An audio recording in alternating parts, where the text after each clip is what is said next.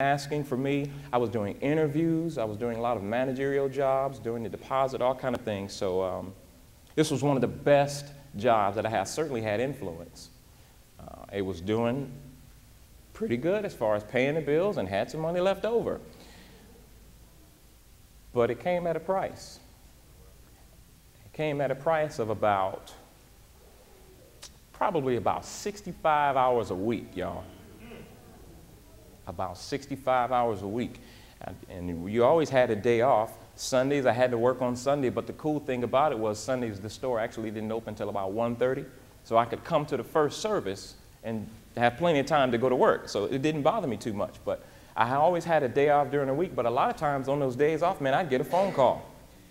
Right at about, let's see, the storeroom was at 9. Right at about 8:45, I'd get a call. Henry, so-and-so called, can't show up. Can you come in today? I'll be there in an hour. Go in there and make that money, make that overtime. So about 65 hours a week, and this was one of those weeks. It was a day that I was being called in, and I got out of that van. And just before I got out of the van, Jason was about 5 years old. He pulled my shirt. He said, "Daddy." I said, "Yeah, son." He looked at me straight in my eye without a smile on his face. He said, "Is that where you live?"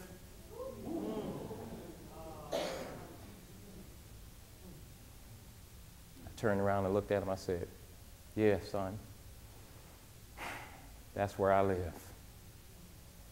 And I went into that store, I went into that bathroom, and I cried like a little girl. No offense to the girls.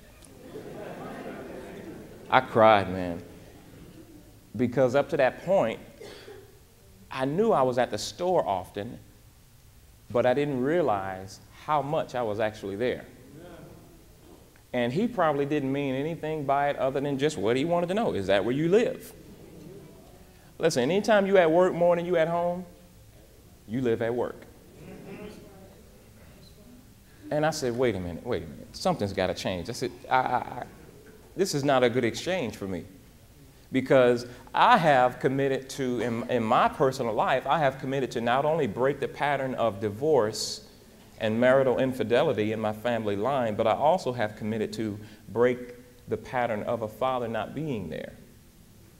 And here I was doing a good job of providing for my family, but bruh, I was there 65, 70 hours a week. And my son was like, "Daddy, can we come visit you at your house sometime?" So I knew I had to make some changes. And based upon those two ideas that I pointed out to you, doing what you love to do and listening to others, I decided that, hey, I've got some talents that I believe I can work on that might allow me to change some things in my life so I can be there for my family. Because, man, after all, I mean, I am a husband and father of 5, first and foremost. That comes first. Oh, I believe that. A husband and father of 5. This is just what I believe. You don't have to run by this mantra. This is just what I believe. If I preach this sermon today and all of you stand up and give me a round of applause and have all these swelling things to say about Minister Flowers, and then if some of you can go to my wife and talk to her and she says I'm not a good husband, then I am a failure. Yeah. I just believe that. And if my children can say the same thing about me and it be true, then I'm a failure. Now, sometimes my kids get mad at me when the discipline comes down. Don't talk to them then. They might not have some good things to say about me.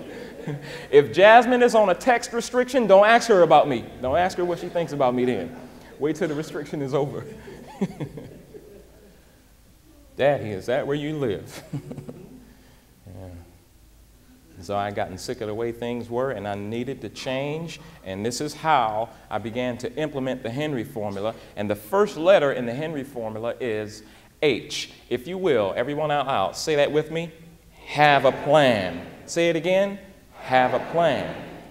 Proverbs chapter 3, verse 21. Let's read this together. "My child, don't lose sight of good planning and insight. Hang on to them, for they fill you with life and bring you honor and respect." Now listen to that. Good planning and what? Insight. And as a conjunction ties those two things together. He says, hold on to these things. Don't lose sight of good planning. Now, Based upon what I loved to do and based upon what I had heard from others, I had decided, listen, I want to be a professional speaker and singer. And I don't want to be marginalized as either one. As I began to talk to people in the industry, they said, well, you really need to focus. And, you know, this is just a huge amount of money and success that you can have just in singing. And man, you know, if you're going to be a speaker, you really need to focus and what's that word that they used? I can't think of the word right now. But you really need to focus on one thing and just speak on it. I said, you know what? One thing I need to do is be true to myself. And in any kind of industry, you need to separate yourself from the pack. And not everybody can speak and sing.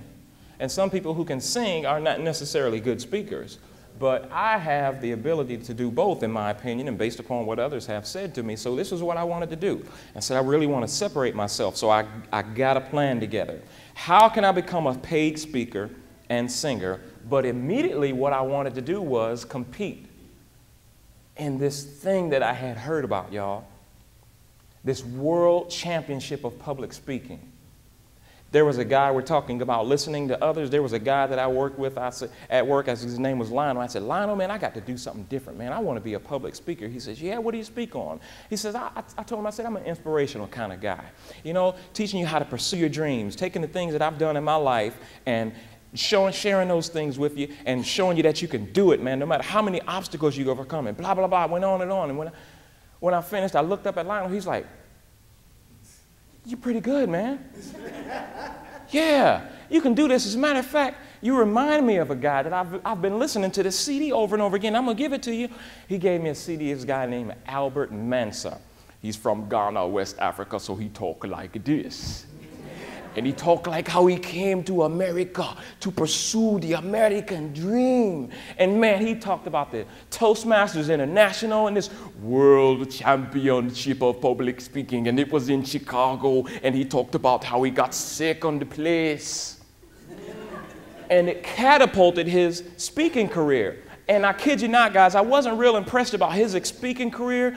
But man, the way he talked about this World Championship, I just got all lightheaded. And I was like, yeah, World Championship of Public Speaking, I want to do that. So the first thing I did, I got online and I looked up Toastmasters International and got some information about joining that organization. And the second thing that helped me realize that I was good at singing, I already knew I could sing and I enjoyed it. I just didn't really realize how much of an impact it had on people. Sometimes if you don't hear it enough from people, and if they don't tell you how much your talents are impacting them, sometimes you may not know. That's why we encourage you to encourage each other.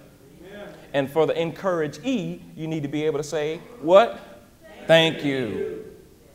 Because the Bible says, let another man's lips praise you and not your own. Right? Let them do it. Let me do it.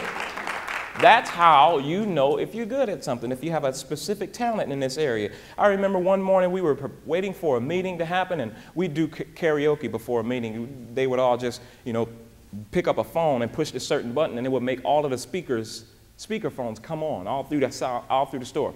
And somebody would get on there, they'd sing a song and do the best they can, everybody clap, and then somebody else would get on and do theirs. And I had never participated before. I was always busy doing other things. But this morning I was available. They said, okay, Henry, your turn. So I grabbed the phone, I pushed that button, and I started singing. I think I sung a Luther Vandross song.